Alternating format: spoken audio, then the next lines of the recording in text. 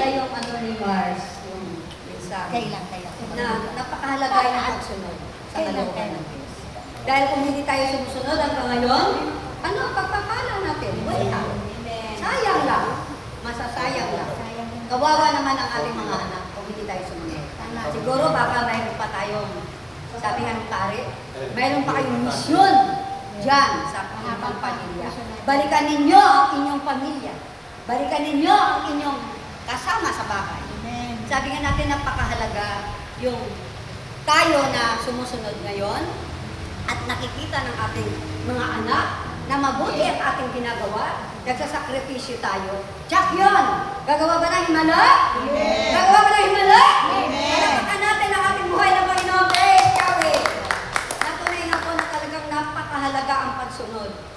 Nasabi natin ngayon, kamuntik lang ako dahil bilang tao, nahihiya ako kay Mars na magtalo-up. Di ba di ako magtalo-up? Naman. Sa totoo lang, Mars, sa totoo lang. Sabihin natin, sabi nga, walang personalan dito. Pero bilang pagsunod, yon. Kahit na sino ay pwedeng putusan. Amen. Kamuntik na ako maligwa. Pero sabi natin, napakahalaga ang mensahe. Amen. Alam mo yung mensahe sa akin kanina, Holy Spirit? Nagulat mo. Yung pagbasa, doon pala sa mga paghirap at pagtitiis natin, doon mo pala patawagin ang Diyos. Hindi man sa atin nagpapakita personal na katulad nila noon, nakikita nila alive, si Lord. Tayo kahit hindi natin nakikita doon sa mga problema pala. Doon pala siya nagpapakita. Ang balahibo ko, nandoon ang presensya niya. Naramdaman ko talaga, feel ko ang Diyos. Na napakahalaga pala yun. Akala mo, nag-iisa ka sa kayong paghihirap at pagtitiis? No! Sabi nga natin, mapangad ka kapag dumating sa'yo yung mga ganon. Mag-fresh ka kaagad. Na dati, alam mo, ayoko yung mga ganyan mga maglulundag ka na. Kung yan lang ang pagmalasaan para matawag mo ang Diyos. Amen. Kung yan lang ang pamamaraan, matawag mo siya palagi. Nagpapakita sila palagi si Lord sa atin, si Amang Yahweh, sa pamagitan ng mga problema natin. Kaya nga maiksi lang ang aking sasabihin, napakahalaga ang pagsunod.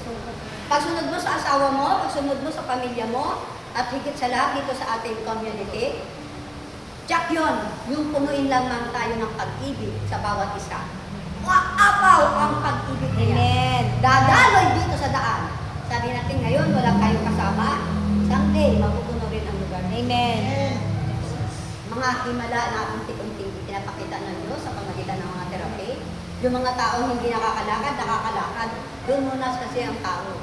Kailangan to see is to believe. Parang si Tomas. Kasi hindi pa. Diba? Ano ang sabi nga ni Tomas?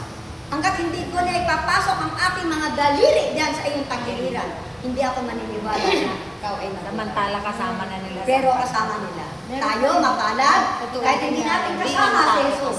Hindi natin kasama si Amang Yahweh. Ngunit sabi nga natin, kasama natin sa mga problema. Amen. Amen? Hindi na sa malayo. Doon sa sinabi ko, hindi na sa malayo, nasa puso mo. Hindi na ako pupunta ng Baklaran sa Manawag para tawagin ang Diyos. Tawagin mo ngayon, ora mismo. Darating ba? Amen. Sa tabi mo ba? Amen. Malapakan natin ang ating mula. Okay ka ba? Dalawa pala kayo mag-o. Hindi mo kasi ako nire-remind naman. Mga ganyan surprise talaga. Dapat, sabi nga natin, hindi ko alam ang schedule. Para nakaano rin ako yung nagmamatsyag ba na hindi ako pwedeng tumanggi dahil si Mars. Mars, ang ganda ng iyong pagkabahaya. Okay, tatawagin ko na po. Sabi natin, dito kasi pinagpapala yung ating community. Amen. Maraming speaker. Sinasanay. Naging speaker sa pagsasanay. Alam mo, sa community natin, dito lang ang maraming speaker. Dahil doon sa labas, kapag kumuha sila, babayaran ka. Lalaki lang ang speaker. Marami, sabi ko natin. Wala siya katulad sa atin na merong Sa kabahayan. ELSA dahil 3,000.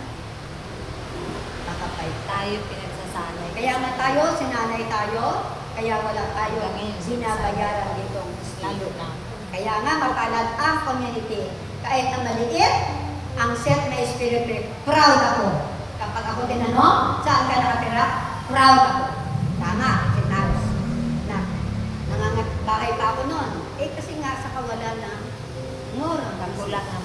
kakulangan ng pag-iisip, kakulangan ng pagsunod sa ating Panginoon. Dahil kung saan man ako pumunta, siguro baka nangapit bahay lang ako. Nangingina. Okay, tatawagin mo na po? Ito na po siya. Small but terrible. Terrible talaga. Walang iba ang ina sa Sasanayin bagong po ako. Jerusalem. Inang Tess Iscariot. Tess, oh.